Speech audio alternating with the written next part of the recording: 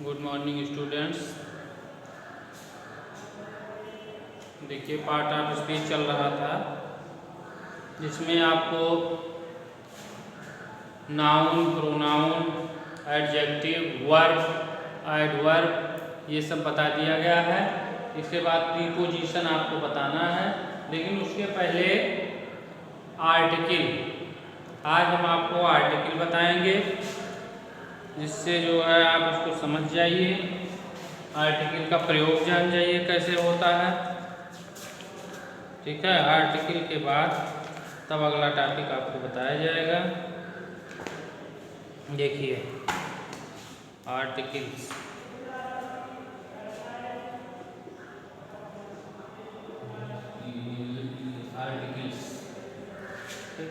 Article का मतलब होता है, आर्टिकल मान लीजिए आर्टिकल हिंदी में इसको कहेंगे अग्रपद। हिंदी में क्या कहेंगे? अग्रपद, यानी जो आगे लगने वाला भाग होता है, अग्रपद इसको हिंदी में हम कहते हैं। ठीक है, वाक्यों में आर्टिकल का प्रयोग डिमॉन्स्ट्रेटिव एडजेक्टिव के रूप में होता है। डिमॉन्स्ट्रेटिव एडजेक्टिव, डिमॉन्स्ट्रेटिव का मतलब आपको बता दिया गया, संकेतवाचक विशेषण डिमॉन्स्ट्रेटिव एडजेक्टिव के रूप में प्रयोग किया जाता है। वाक्यों में आर्टिकल का प्रयोग डिमॉन्स्ट्रेटिव एडजेक्टिव के रूप में प्रयोग किया जाता है। डिमॉन्स्ट्रेटिव एडजेक्टिव का मतलब समझ रहे हैं? संकेतवाचक विशेषण। क्या आपको पहले बता चुके हैं। डिमॉन्स्ट्रेटिव का मतलब क्या है? संकेतवाचक विशेषण। वैसे आर्टिकल आप जानते हैं तीन होते हैं, ए, एन और दी। ठीक है, ए, एन और दी। लेकिन आर्टिकल को दो भागों में विभाजित किया गया है।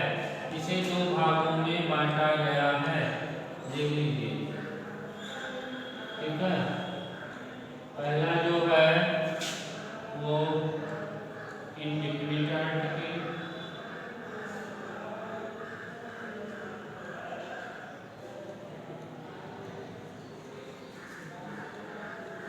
आर्टिकल्स, और दूसरा क्या है?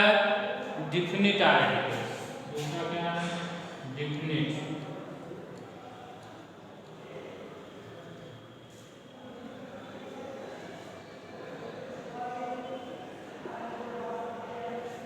आर्टिकल्स।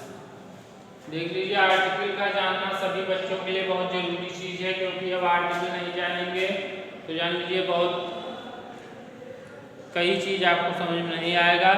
इसमें देख लीजिए आर्टिकल, डिफरेंट आर्टिकल कौन कौन से हैं? ए और एन।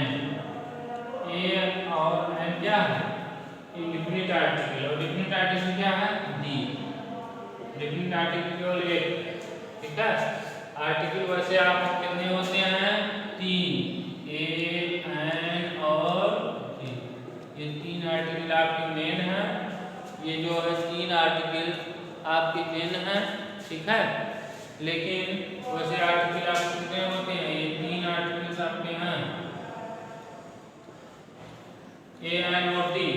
और आर्टिकल को दो भागों में बांटा गया है। किसमें? इंडिफिनिट आर्टिकल और डिफिनिट आर्टिकल। ए तथा एन इंडिफिनिट आर्टिकल है, क्योंकि इनका प्रयोग जिस वस्तु या व्यक्ति से पहले किया जाता है, क्योंकि इनका प्रयोग जिस वस्तु या व्यक्ति से पहले किया जाता है वह कोई निश्चित वस्तु या व्यक्ति नहीं होता है, इसीलिए इन्हें इंडिफिनिट आर्टिकल कहते हैं। ए तथा एन इंडिफिनिट आर्टिकल है, जान लीजिए, क्योंकि इनका प्रयोग जिस वस्तु या व्यक्ति से पहले किया जाता है। इनका प्रयोग जिस वस्तु या व्यक्ति से पहले किया जाता है वह कोई निश्चित वस्तु या व्यक्ति नहीं होता है, इसलिए इन्हें इंडिफिनिट आर्टिकल कहा जाता है।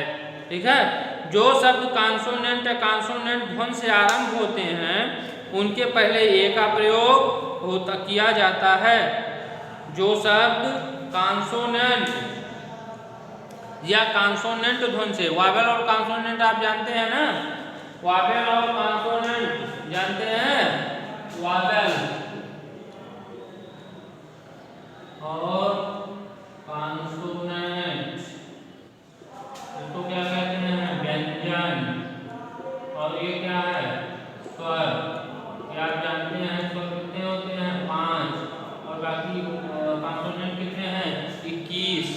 कॉन्सोनेंट कितने हैं? 21 जानते हैं ना, ए ई आई ओ और यू, ये 5 क्या हैं आपके वावेल, 5 क्या हैं वावेल हैं स्वर। और बाकी 21 जो बचे हैं वैसे इंग्लिश में कितने लेटर होते हैं? 26 ना, तो 26, तो उसमें जो है 5 आपका वावेल है और बाकी कॉन्सोनेंट हैं। तो ए तथा एन इंडिफिनिट आर्टिकल है क्योंकि इनका प्रयोग जिस वस्तु या व्यक्ति से पहले किया जाता है वह कोई निश्चित वस्तु या व्यक्ति नहीं होता है, इसलिए इन्हें इंडिफिनिट आर्टिकल कहते हैं। समझ में आ गया? देख लीजिए,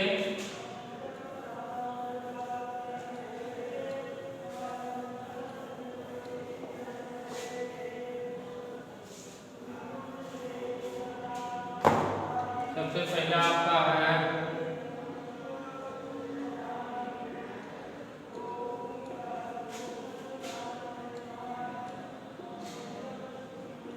आर्टिकल्स, ठीक, इंडिफिनिट आर्टिकल्स सबसे पहला। अब इसमें क्या है? ए तथा एन इंडिफिनिट आर्टिकल्स है, ये आप जानते हैं। ए तथा एन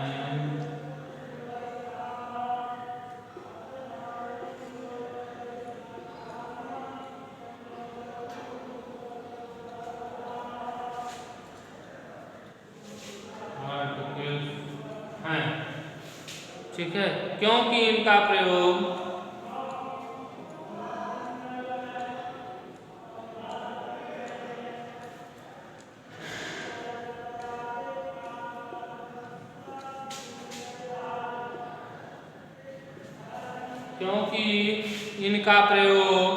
जिस वस्तु या व्यक्ति से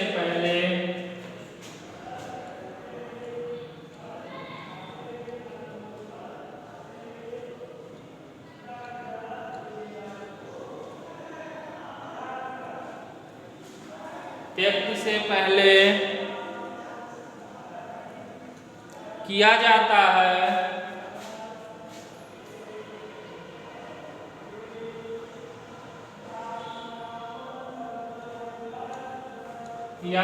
है वह कोई निश्चित वस्तु या व्यक्ति नहीं होता है।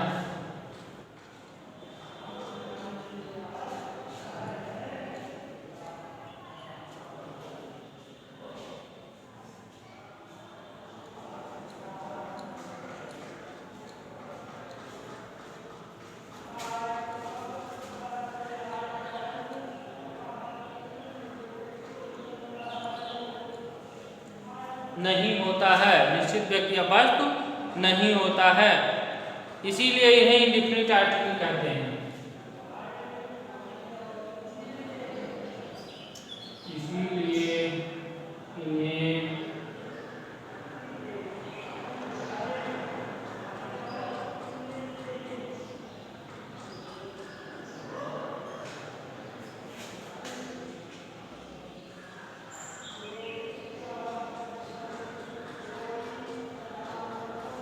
कहते हैं, ठीक है, इसीलिए इन्हें इंडिफिनिट आर्टिकल्स कहते हैं। समझ रहे? अब ये जान लीजिए ए का प्रयोग कहाँ होता है। ए का प्रयोग जो शब्द कॉन्सोनेंट, ध्यान से सुन लीजिए, जो शब्द कॉन्सोनेंट या कॉन्सोनेंट ध्वनि से आरंभ होते हैं उनके पहले ए का प्रयोग किया जाता है। जैसे a boy, a girl, a house, A university. अब आप कहेंगे यू तो वावेल है, लेकिन क्या है university. A useful thing, A union, university, useful तथा यूनियन शब्द यद्यपि वावेल हैं जो यू से आरंभ होते हैं, लेकिन इनकी ध्वनि आ से आरंभ ना होकर यू से, यानी आप हिंदी में देख लीजिए यू, इनसे आरंभ होता है। इसीलिए जो है ये क्या है वावेल से है, ये क्या है, इसीलिए अतः इनके पहले ए का प्रयोग किया जाता है। जो शब्द वावेल या ए आई ओ यू ध्वनि से आरंभ होते हैं उनके पहले एन का प्रयोग होता है। जैसे an umbrella, an elephant, an apple, an egg, an ink pot, an owl, an hour, an honest man, etc etc। समझ में आ गया कि यहाँ ये जान लीजिए कि जो शब्द कॉन्सोनेंट या कॉन्सोनेंट ध्वनि से आरंभ होते हैं, ध्यान से सुन लीजिए, जो शब्द कॉन्सोनेंट या कॉन्सोनेंट ध्वनि से आरंभ होते हैं उनके पहले ए का प्रयोग होता है। जो शब्द कॉन्सोनेंट या कॉन्सोनेंट ध्वनि से आरंभ होते हैं उनसे पहले ए का प्रयोग होता है। जैसे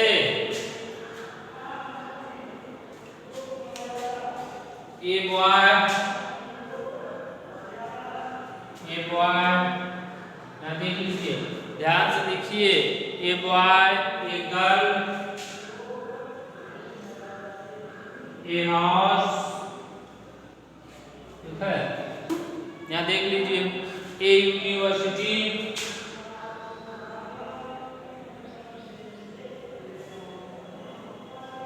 etc etc। अब यहाँ देख लीजिए यूनिवर्सिटी यू से शुरू हो रहा है ना, लेकिन अब क्या है कि यूनिवर्सिटी ये शब्द यद्यपि वावेल यू से आरंभ हो रहे हैं परंतु इनकी ध्वनि आ से प्रारंभ ना होकर यू से। अब आप हिंदी में देखिए यू, यूनिवर्सिटी है ना, तो यू है, इसीलिए जो है इसके पहले ए का प्रयोग है। समझ रहे हैं, क्योंकि ये इसको माना जाएगा कॉन्सोनेंट ध्वनि से आरंभ हो रहा है। समझ रहे हैं।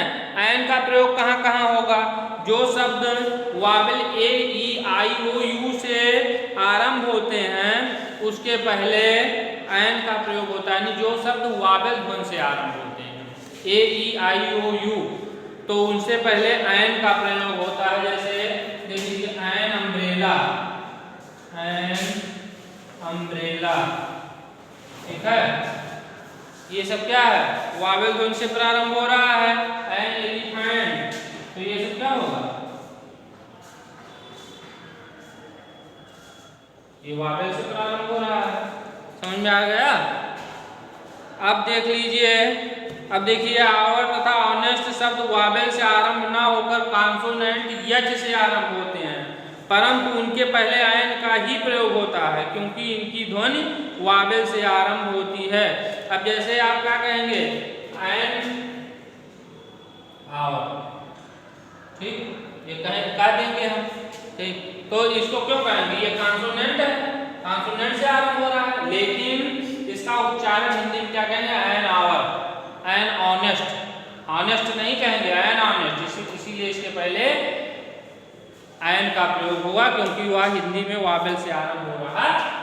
समझ में आ रहा है? अब दूसरा आप देखिए, ये तो हो गया डिफिनिट आर्टिकल। अब आप देखिए डिफिनिट आर्टिकल। दूसरा आपका है डिफिनिट आर्टिकल।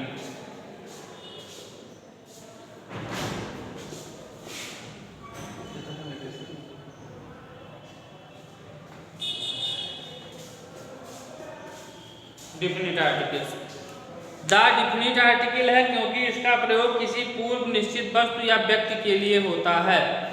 द ये क्या है?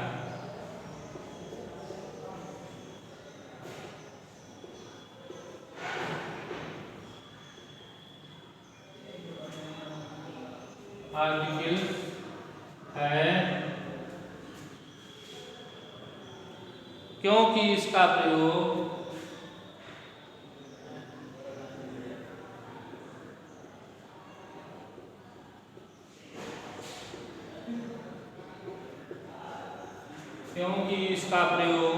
किसी पूर्व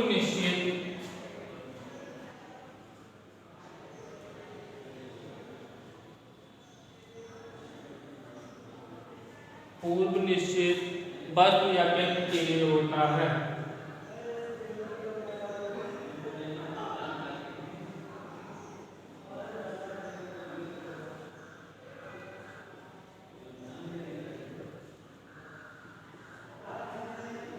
ये होता है।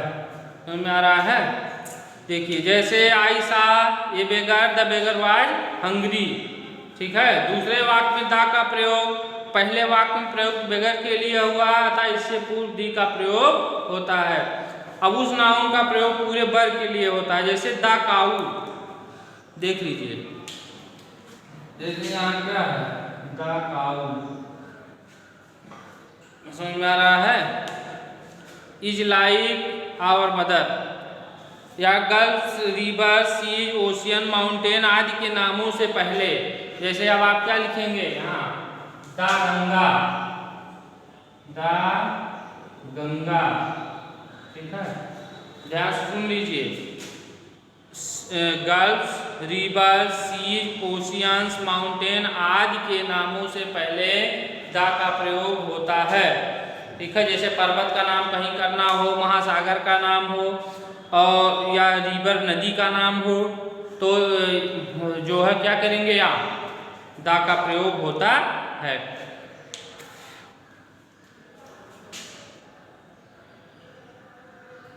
The Yamuna, the Himalayas,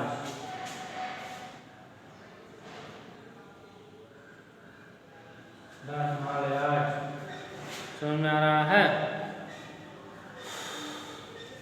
the Indian ocean,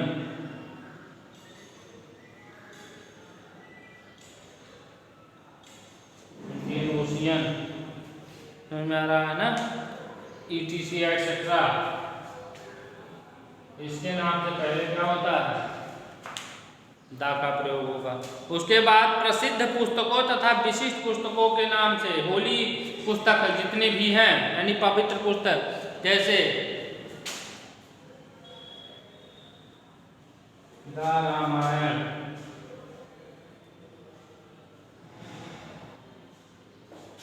the Bible,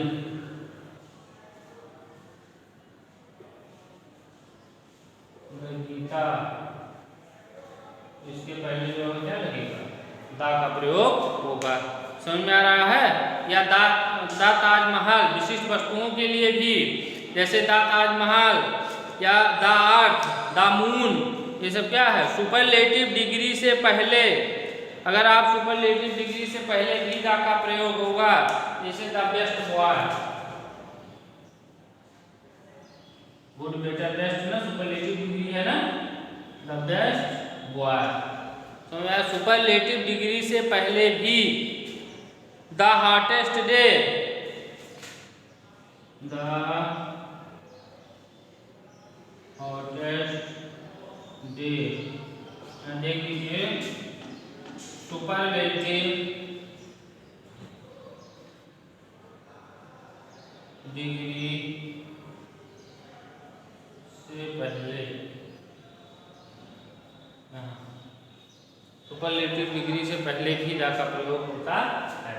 यहाँ जानते हैं विशिष्ट व्यक्ति, यहाँ दिया गया है द डिफिनिट, क्योंकि इसका प्रयोग किसी पूर्व निश्चित व्यक्ति या वस्तु के लिए किया जाता है, यानी प्रसिद्ध पुस्तकों तथा विशिष्ट वस्तुओं के नाम से पहले भी द का प्रयोग किया जाता है, समझ में आ रहा है।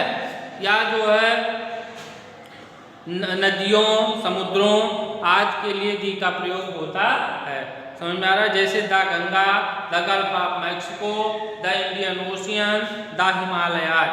विशिष्ट पुस्तक में क्या हो गए, विशिष्ट वस्तु में क्या हो गए, the Ramayana, the Bible, the earth. अभी ये क्या हो गया, विशिष्ट वस्तु हो गया। द पुस्तक में तो हो गया the Ramayana, the Bible, the Mahabharata, the Gita, ये सब क्या हो गया।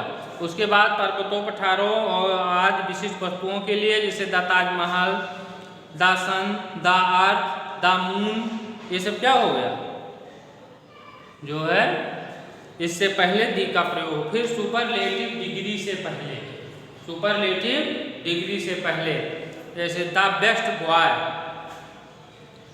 The hottest day, the darkest night etcetera. तो ये सब आपको आर्टिकल आज बता दिया गया, हिंदी में इसको कहते हैं अग्रपद। आर्टिकल आपको तीनों बता दिया गया, ए एन और डी। वैसे ये भी बता दिया, आर्टिकल को दो भागों में बांटा गया है, इंडिफिनिट आर्टिकल और डिफिनिट आर्टिकल, ठीक है। अब इसके बाद जो है आप इसको ध्यान से पढ़िएगा, जब आप पूरा पढ़ेंगे तब आपको समझ में आ जाएगा। तो उसके बाद अगले नेक्स्ट वीडियो में आपको अगला टॉपिक बताया जाएगा। ठीक है, धन्यवाद।